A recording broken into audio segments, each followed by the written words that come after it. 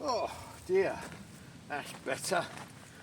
Oh, welcome back, guys. Grub time. Starving. Actually, I was going to have a fire, but then I thought, oh, I can do that later. We'll just use the old gas. So simple, isn't it? It's so simple.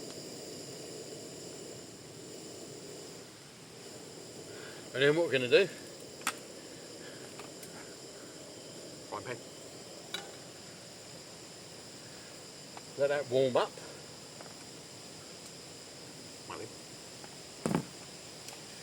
And everybody's favourite,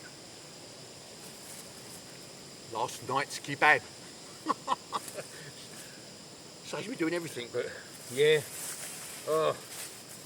We've got one of those like mixed kebab things, and there's always loads left. And I thought, you know what, I'll have that. Save me messing around. Oh, 3 second rule. Right on there.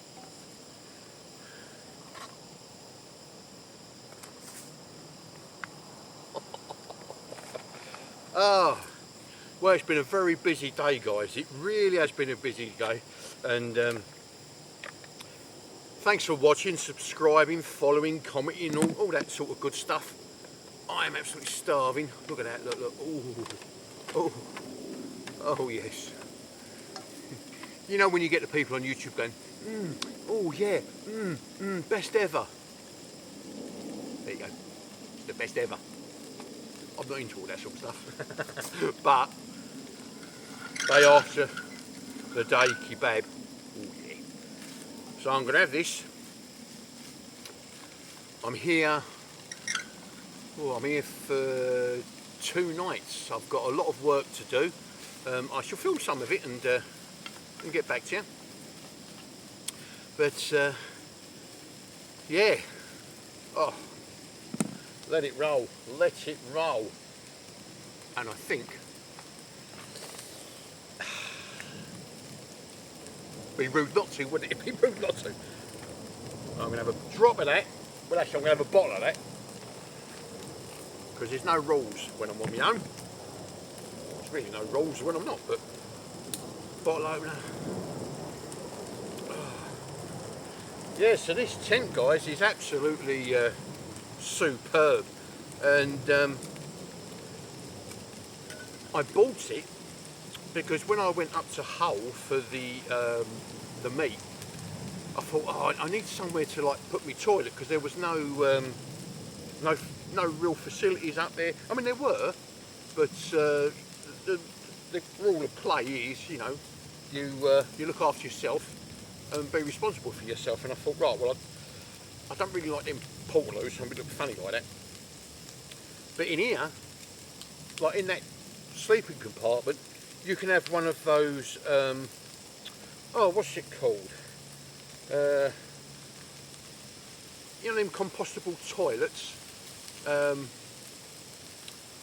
it's named after a big wood. But anyway, the sort of things that you get in a caravan, you know, they've got the little cartridge, and you can keep it clean, take it home, empty it down your loo, that sort of thing. What are they bloody called? Fuckstick? No, that's not, is it?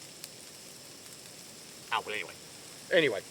But there's loads and loads of room in here, guys. Loads of room. My last experience of it was that when the sun comes up, it gets very, very bright. Excuse me, very bright in here. So what I've done is I run a tarp, like a little camo tarp, inside on top of the inner thing, just to block out the morning sun.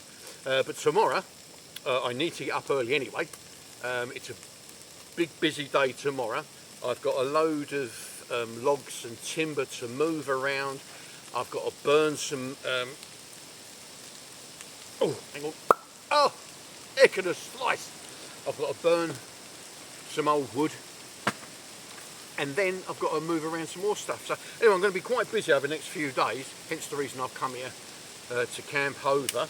I don't know if it would interest anybody, but like rules and regulations, if you've got your own woodlands, you can't just do what you want.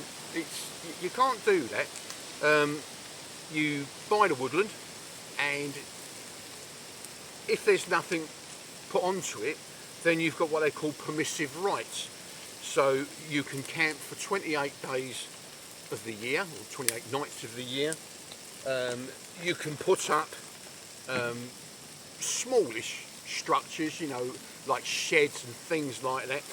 You don't actually need planning permission for the small sheds and stuff, but what is a good idea is to let the local council know that's what you're doing and you're using your permissive rights to do it. And if you're sensible, then everything's fine and it all goes ahead. You know, you can camp, you can cook, you can have fires. Obviously you're not allowed to be dangerous. You're not allowed to have like noisy music or motorbikes flying around everywhere or quad bikes or whatever. It's just somewhere to come and relax, all right?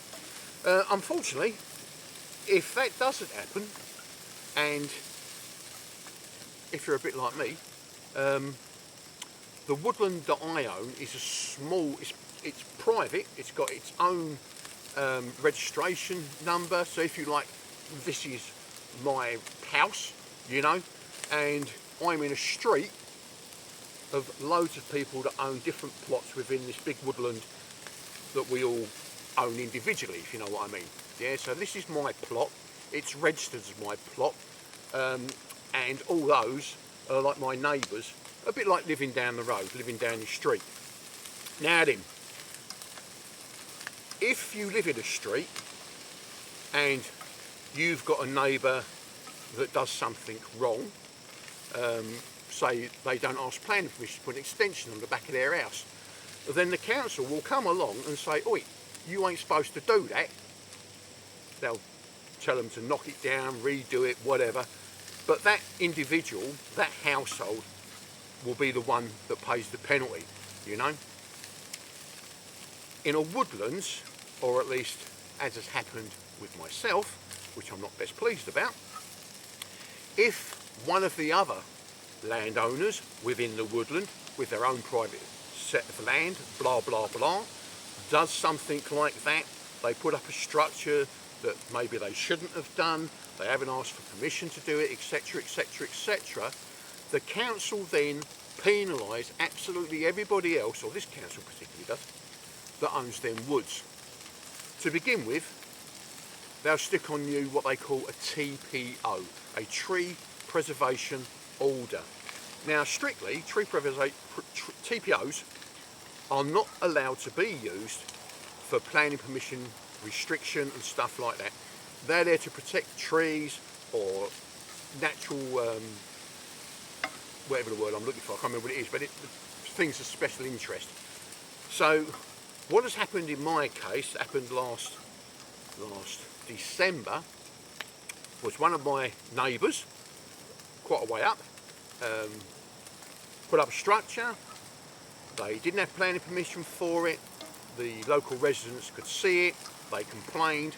We all got hit with a tree preservation order, which basically means you can't do anything that would upset the well-being of trees, their saplings, their roots, etc, etc, etc, etc. Not unless you've got £20,000 spare for each time you offend. Brilliant. In other words, getting back to the street analogy, your neighbour or neighbour down the road does an extension. They didn't have permission. The council puts on the entire street, not just that person, a grade 1 listed property order. None of you down that street can do anything to your property. That's the similarity. To me, I don't think that's very lawful. Unfortunately, I've had a word with the solicitors and they've said TPOs, tree preservation, once they're used in the context to be used in your case and everybody else's case, there's, I believe, 12 owners in the plot that I've got. So 11 of us have been hit with the same thing. You can't overturn it, you can't simply do anything about it, blah, blah, blah, blah, blah. And it's indefinite. That's it. So the permissive rights that I had have basically been squashed. I think it's justly unfair, and so does everybody else I talk to, but that's the way it is. Anyway, there is light at the end of the tunnel, and the light at the end of my tunnel is we all put in what do they call it? It goes out to consultation for 28 days and you can lodge your complaint, and we all lodged our complaints, and basically we might as well talk to that tree because it doesn't go anywhere. The mind was made up, the deal was done, end of story. And I took it up with the Forestry Commission, and I've been working with the Forestry Commission. They come round. Am I doing anything wrong? Have I done anything wrong to deserve this? They try to explain. No, you haven't. In fact, you're doing a good job what you're doing. But to stop the, progression of people doing this, then we've had to do it to everybody.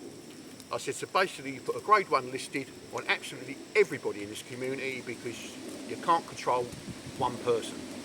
It's unfair. Unfair.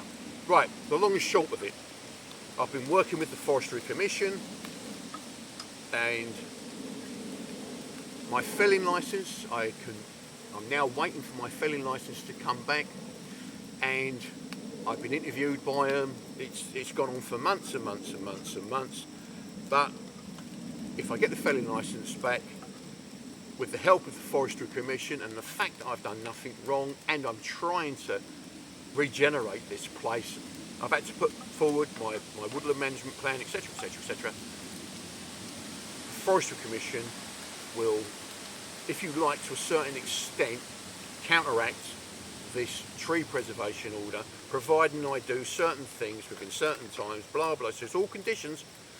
So this is the joys of owning your own wood. Be careful, guys, and it can be done like that overnight. You've got no say. End of story. It's like someone coming around your house. Oh, by the way, your house is now grade 1 listed. You can't do anything. How's that? Hang on a minute. Right. I should call this, what's like a wine night.